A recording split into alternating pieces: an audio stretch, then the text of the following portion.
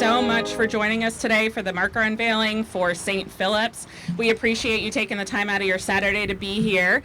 My name is Heather Bratland. I am staff to the Historic Resources Commission, and there's a lot of other city staff here who help pull this off, so thank you to them as well for being here. We're going to start with an invocation. So at this time, I'd like to call up Reverend Bill McKelvey.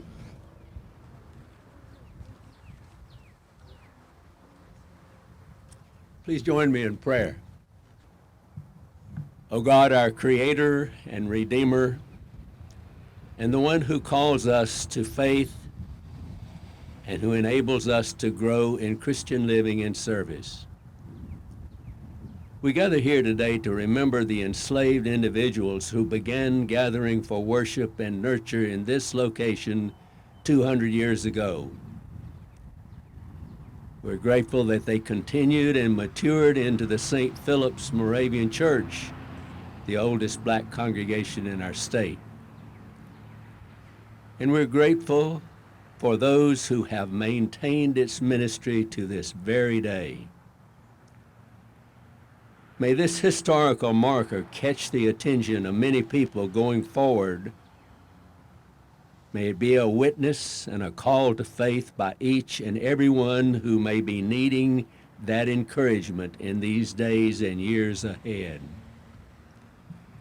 We're grateful to the community leaders who have chosen to perpetuate the memory of those often denied and neglected enslaved people who sought out the nurture of their spiritual lives. May this be a community that will always support this kind of effort, highlighting the spiritual needs of us all for years to come. We offer this prayer to you, O God, our Creator, Redeemer, Guide, and Comforter. Amen.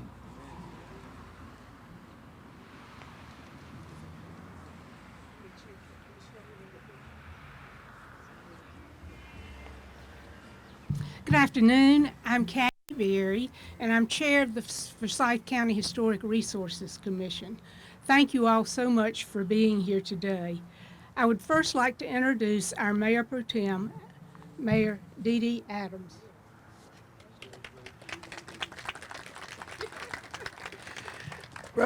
Councilmember Larson said congratulations. Thank you, Kathy. Kathy, good afternoon, everyone. And thank you so much for being here today for this historic moment in our city, our state, and our country. The historic marker unveiling of the St. Phillips Moravian Church. Unfortunately today, our mayor, Alan Jones, could not be here today, and we will hear from him shortly from a message that he has recorded. I want to let everyone know that, when we talk about historical moments, particularly here in Winston-Salem or Forsyth County, it is always important that we recognize those moments. Even if we never recognized them before in history, at this time in our country, it is very important that we take stock and we recognize those moments. And this is one of them.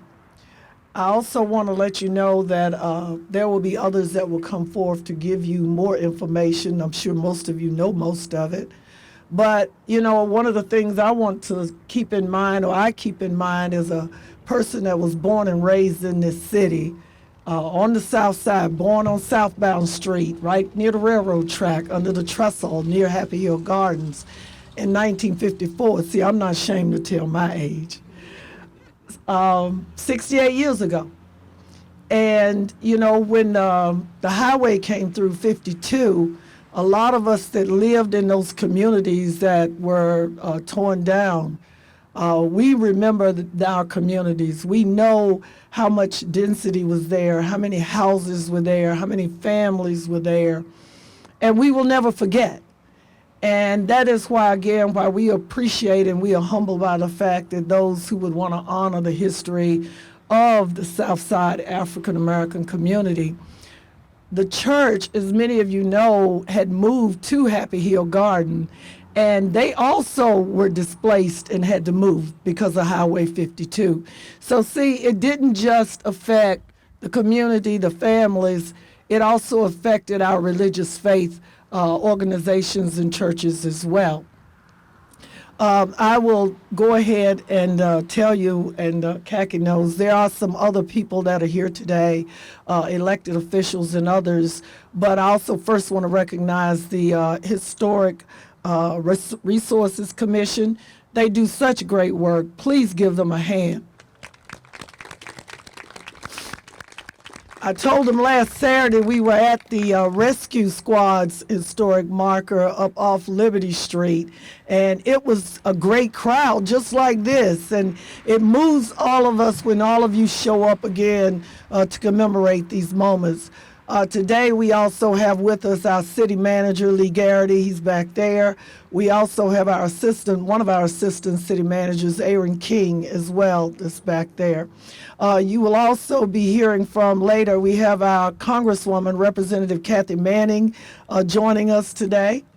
And we also have Brigadier General Gorman, council member from Kernersville, here today with us as well.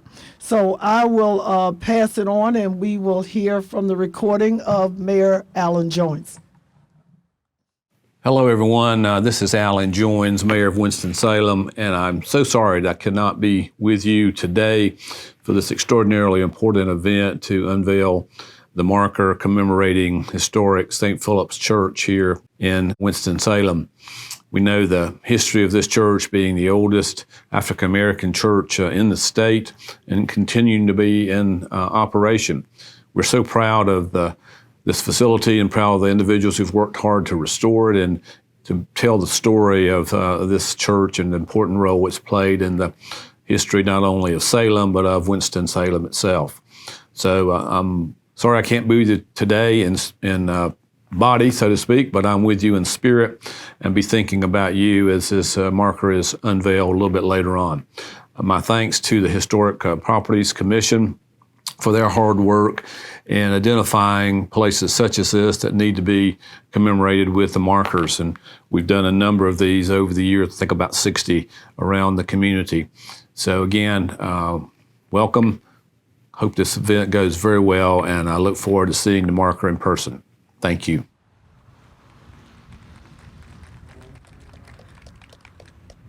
Now we're going to hear from some of the council members. We have Council Member John Larson here. We have Council Member Annette Scipio, and we have Council Member Barbara Burke. In that order, please.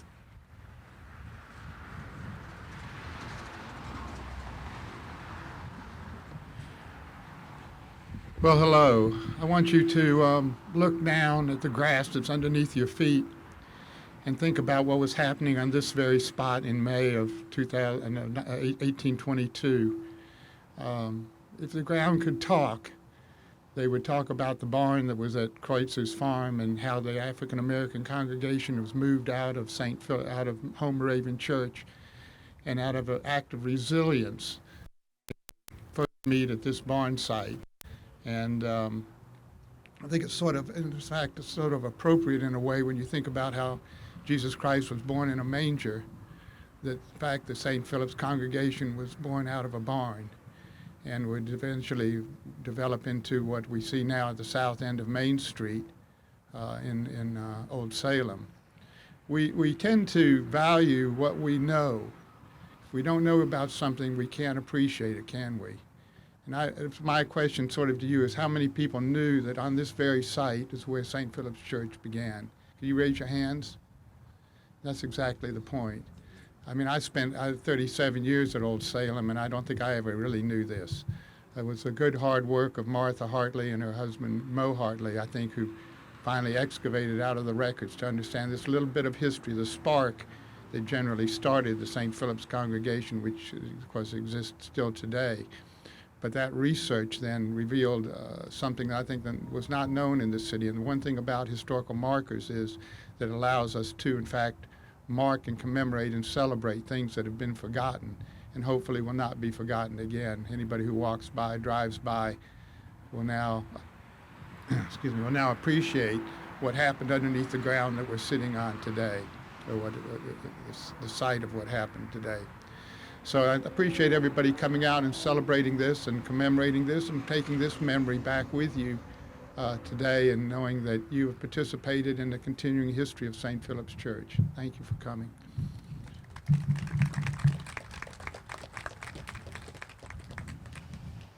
Good afternoon. I'm Annette Scipio, Congress. Woo. Thank you, Kathy. Council member for the East Ward. Thank you.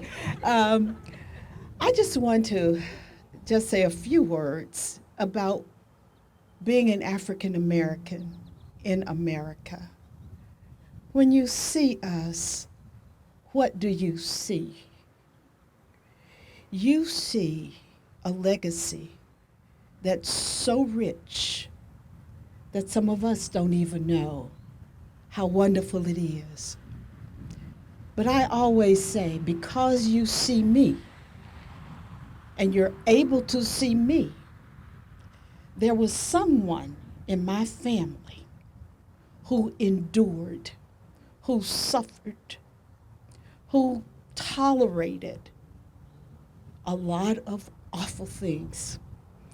But they had a spirit and a faith that said they will survive so that the generations could come forth. I am so awfully thankful for everyone in my family heritage who chose to live in spite of all of the atrocities they had to go through. We celebrate this hallowed ground today. We celebrate the lives of those who said, we will continue, and they did. And so, with great joy, I say, thank you, ancestors, for making it possible so that I could be here today. And all of my fellow sisters and brothers, we are here on the backs of some marvelous people. And our job is to continue, no matter what.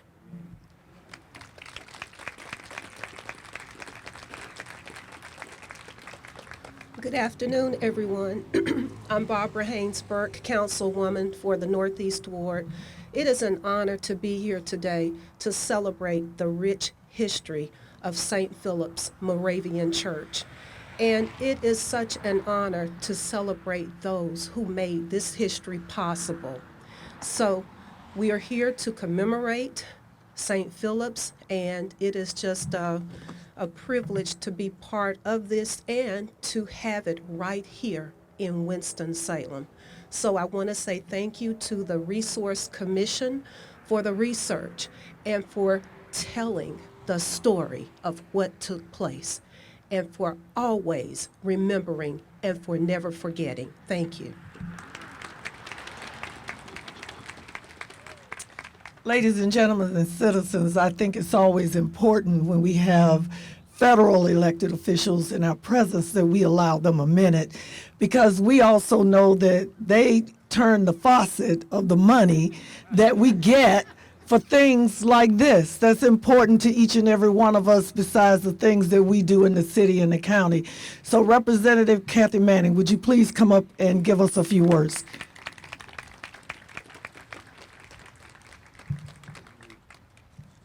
Thank you so much for giving me the opportunity to address you today, Mayor Pro Tem. Welcome, everyone. I'm so glad to be here with you today and privileged to be part of this important ceremony.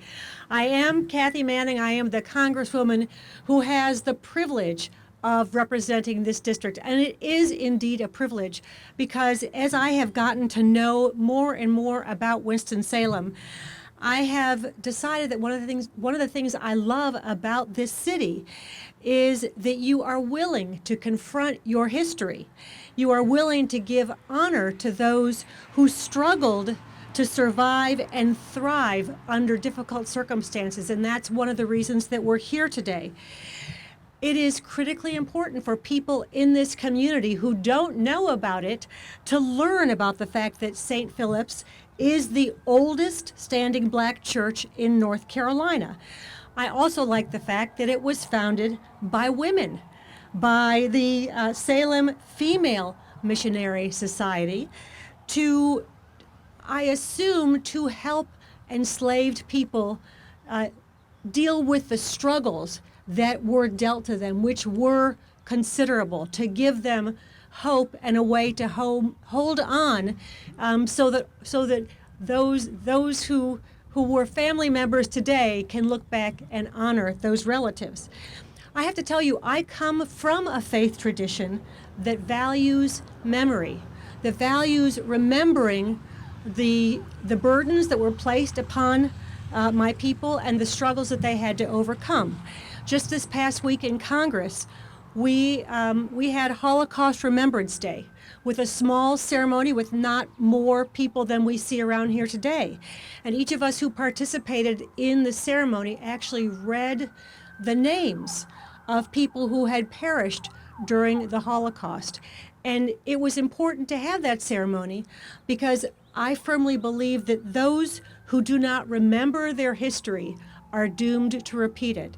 So this is an extraordinarily important opportunity to remember history, to mark history, and to use it as an opportunity to educate those who are not aware of this important history, exactly what happened in this community, in the oldest Moravian, I guess the only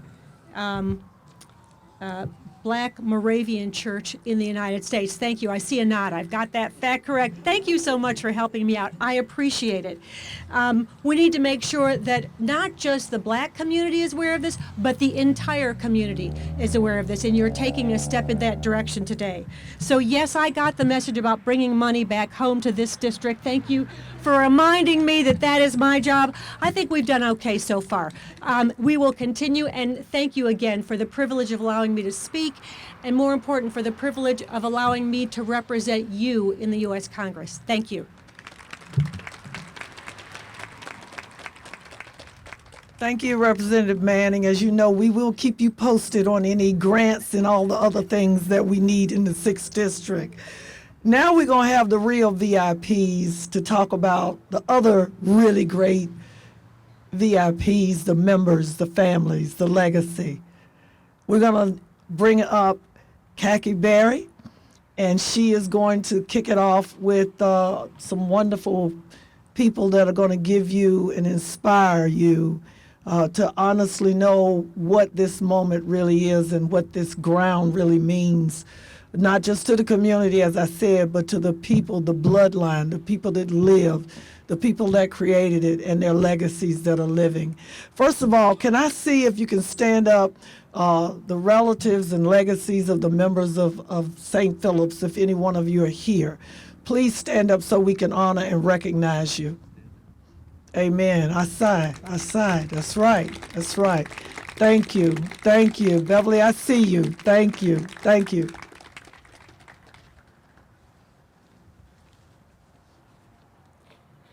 I would like to ask the members of the Historic Resources Commission to kind of wave and let people know who you are. We have a number of you here. And also our HRC staff who make our job easier. And if you have any questions about what we do or who we are, please see one of them. I grew up in Salem. And notice I said Salem and not Old Salem because I was here before Old Salem was. In fact, I lived just around the corner from St. Philip's Church. We used to play flag football in the front yard of the church. Now imagine how horrified I was when, as an adult, I found out that was not the front yard of the church. That was the graveyard. And I hope the members of St. Philip's will forgive us for our disrespect at that time. Okay. I now live in the same house that I lived in then. So St. Philip's is still my neighbor. I'm a lifelong member of Home Moravian Church. And I always thought that when the enslaved people stopped worshiping in our sanctuary, they just went straight to that log church at the end of Church Street. It wasn't until this fall when I read this marker application that I found out, no, they actually started worshiping right here. Last month, I participated in Salem Walk, sponsored by the Moravian Church. We learned about the lives of 3 enslaved people in Old Salem as we walked through Old Salem. We saw where they lived, where they worked, and where they were buried. And at the end, after we finished the walk, we had a real short worship service. And there was a sentence from that worship service that resonated with me. We are ignorant of our history. Please forgive us. The Historic Resources Commission tries to reduce some of that ignorance of our history with its marker program. The first local historic markers were installed in 2001. To date, we have placed over 60 markers throughout Forsyth County. And historic markers help residents remember and learn about important places, events, and people in the community's collective history. These markers identify a place on the landscape and in history that should never be forgotten. Today, we celebrate the origin of St. Phillips Moravian Church, which was organized here in a barn on the farm of Conrad Crozer on May 5th, 1822. St. Phillips is one of the oldest African American congregations in the country. It's so important that a curator from Smithsonian's Museum of African American History visited twice in 2019 to conduct oral histories and collect artifacts. The 1861 brick church in Old Salem, where members recently began to worship again, is the oldest existing African American church in North Carolina.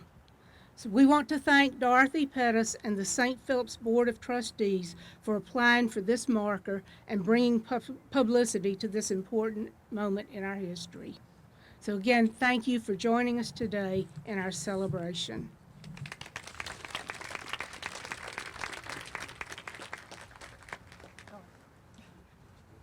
Yeah, you got a drum roll too, Dorothy.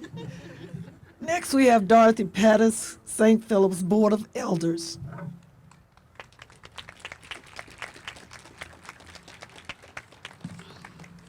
Good afternoon, fellow members of St. Philip's and all others that are present. To God be the glory.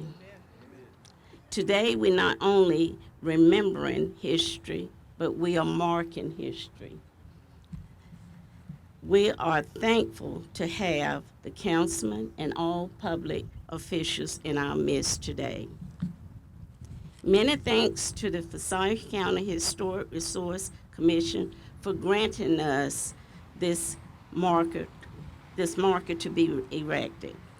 We are forever grateful. Though there are so many people that contributed to this monumental effort, we'd like to give a very few special thanks. And Martha Hartley and Michael Hartley, who we call Mo, have been extremely instrumental in telling the story of St. Philip's, from their work on the restoration of the church to the detailed and painstaking mapping and searching for the farm. Martha was so helpful with the research to be submitted and the entire application process. Martha and Mo couldn't be here today. Mo is not well, and we certainly are praying for them. Reverend Dr. Daniel Cruz, thank you for not hesitating when I reached out and called to see if you would speak here today. And to all others who made this day possible, every member of St. Philip's, this community, and everyone celebrating this memorable moment, thank you.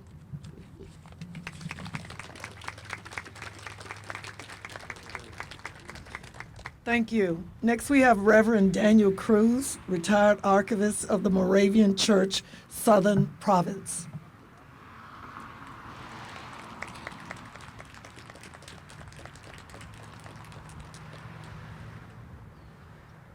I too am honored to have a part in the celebration since the stated purpose of this gathering is to unveil a historical marker. The organizers felt it might be well to have somebody make some historical remarks, and I got tapped for it. Now, I must say, I was asked to make some brief historical remarks, and they will be.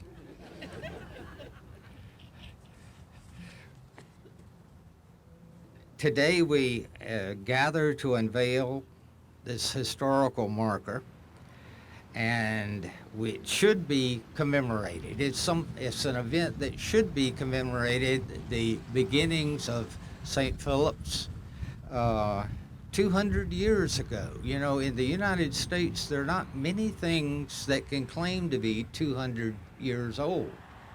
And I think that's quite an accomplishment. And not only has it lasted, it has done good for 200 years. So again, we salute the current members of St. Phillips.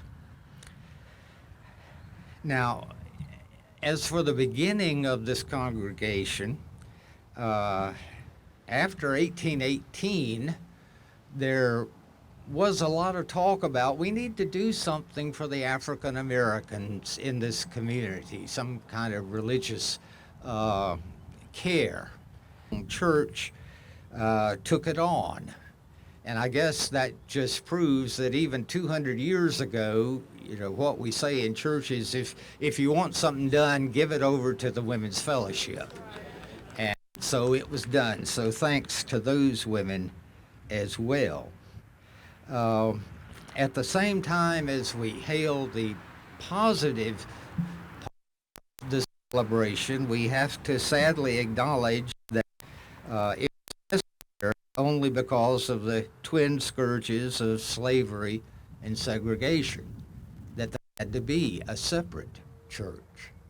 But in spite of that, it has turned out to be a very, very good thing.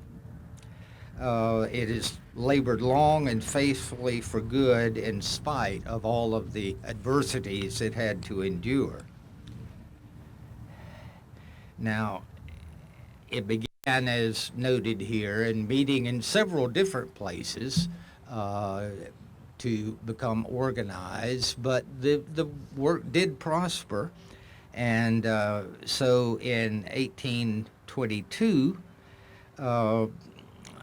Budney, Phoebe, and John Emanuel were received as the first formal members of the congregation. And then in 1823, there was the building of the log church down at the foot of Salem Hill there. Now, this is significant, I think, because the women's group provided funds to buy the materials, but it was the men of St. Phillips who actually erected it. They did it. And this time they were not working for somebody else's comfort. They were able to do this for themselves. And I can only imagine that this was a point of pride for them, that this is for us. We can do this for us. They didn't get many chances to do things for themselves. The Moravians also sponsored a Sunday school for this congregation. That doesn't sound very radical, but Sunday schools were few and far between back then. And in those days, we need to remember that it wasn't just children going to church on a Sunday morning to learn nice Bible stories and a few quotes. There were no public schools. And so Sunday schools also taught people to read and write and do arithmetic. And the Moravians also taught the African American members to read and write and do arithmetic. Until in 1831, our state legislature made it a crime to teach a, quote, colored person to read and to write. And we could still teach them arithmetic. I'm not quite sure but anyway, that was the law. And Moravians were law-abiding. We abided by it, though we told our members that, but remember, you've got a good foundation. You've made a good beginning. And the law doesn't say you can't teach yourselves, among yourselves, to read and to write. And that was done. So again, that was an important thing. The idea that black people could even read and write. Well, we had already become somewhat ridiculed by thinking that women could receive an education. So, we simply just went ahead with that. Now, by 1861, the congregation had really outgrown the first log church, and so a new church was begun, new building, and it was a fine building. It was a brick church. And remember, around here in 1861, there were very, very few other than wooden churches. So, when we built this church, we did it right. It was state of the art, and we can be thankful for that. Of course, 1861 sounds familiar as the beginning of the Civil War, which would end slavery, but not segregation. A point that I'm not sure, I don't want to stress too much, but because of when it was founded, the cornerstone of the 1861 church is the only building in Salem that in its cornerstone has a dedicatory statement saying Jefferson Davis being provisional president of the Confederate States of America. How ironic that it was the black church that has that. Also, the Confederacy is long gone. Jefferson Davis is long gone. St. Phillips is still here, so well done.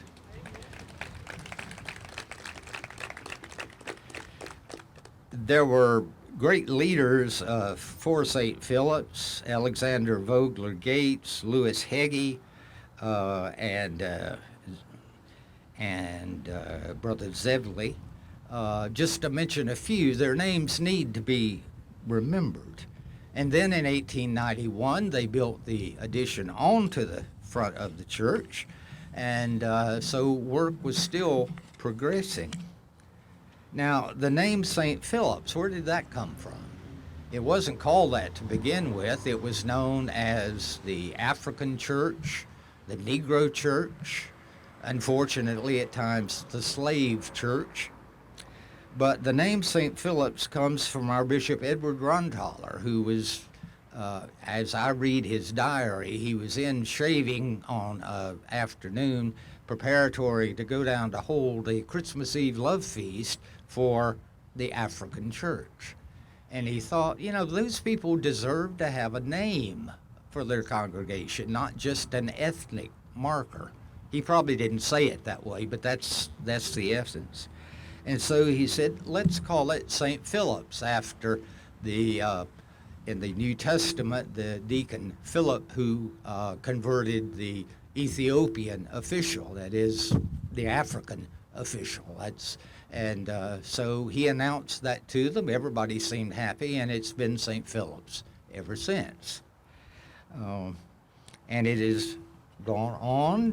Brother George Hall was the lay pastor there. He was a Moravian born in Nicaragua, but of African heritage, and was teaching at what was Winston-Salem Teachers College at the time, which has gone on to other things as well.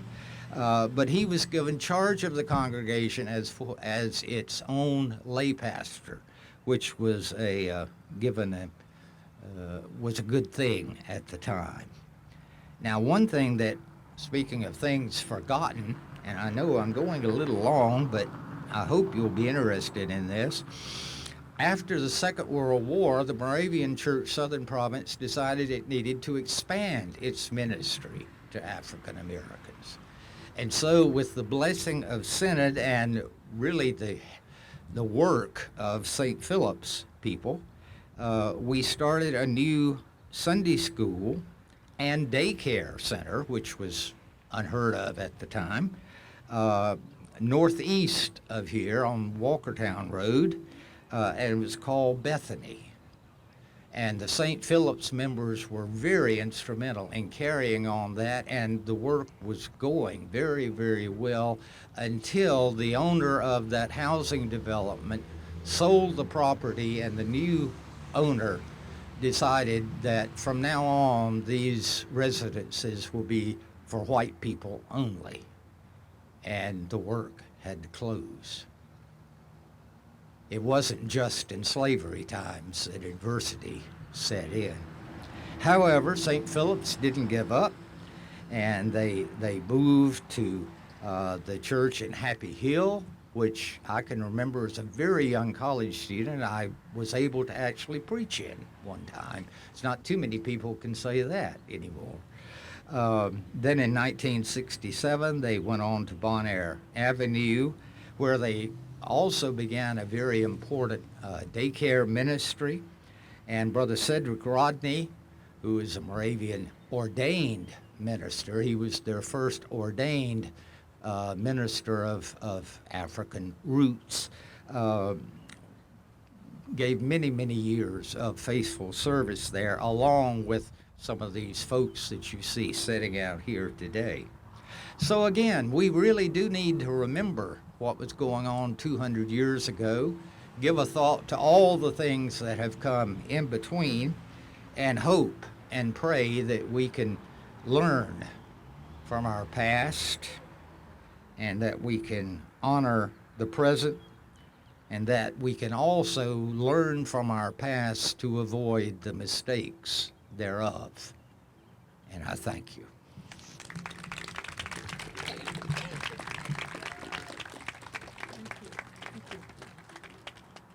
Thank you, Reverend Cruz, for that wonderful recap of the 200-year history. Next, we'll have Elise Rodney of the St. Philip's Board of Trustees. I raised her. Good afternoon. It's just beautiful to look out and see all of you who have come to attend this event. I am Elise Rodney, the daughter of the Reverend Dr. Cedric Rodney, who pastored St. Philip's from 1968. 1968 is when we moved here, and I, like one of the persons that helped raise me, I'm not afraid to say my age. I was born in 1960, so I was 8 when we moved to Winston-Salem from Guyana, South America, which is where my father was born, both my parents. So I had a younger sister who was 4 years younger, and my brother was in my mother's womb, because he was born in 1968. So we were 4 years apart. My parents swear that they didn't do that intentionally, but we were 4 years apart. I'm 60, my sister was born in 64, and my brother was born in 68. And I think they did that. I think they did that intentionally, both being educators and having 3 children. We all were not in college at the same time. But we moved here in 1968, as Dee Dee mentioned earlier. The church had been displaced from Happy Hill Gardens, which they moved from here to the brick church down in Old Salem, and then from there to Happy Hill Gardens. And then because of Highway 52, it was displaced and moved to the corner of 30th and Bon Air, which was where we came to in 1968. However, the parsonage was not ready at the time that we moved here, my family and I. So I lived in Old Salem for a few months while they got the parsonage ready. So that was kind of an experience. That house is no longer there, but we did live there for a few months prior to moving to the home, which was adjacent to, it was on the corner of Gilmer and 30th Street, which was adjacent to the church, which is on the corner of Bon Air and 30th. So it's beautiful that it's like our lives the church has come full circle, because we sold that property back at the end of 2019, pre-pandemic, and we've been worshiping. We stopped worshiping in the church back in February of 2020, and we returned there this 2 Sundays ago for Easter. So it was beautiful to do that. And so we have now come full circle to be back in Old Salem. So I just want to kind of put a little plug in there. Tomorrow, we will be worshiping there at 3 o'clock. So we're inviting all of you to come to celebrate with us for the 200th anniversary. So I'm standing here, and I wasn't born here, but I've been a part of this community for many, many years. And I know that my father is smiling down, seeing all of these young people here celebrating the historic marker being placed. So thank you, thank you, thank you.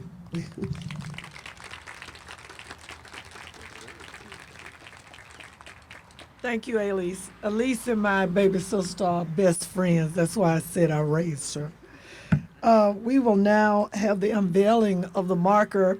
But first, I want you to give the music, which is courtesy of the Moravian Provincial Band that we heard as we were coming up. Would you please give them a hand?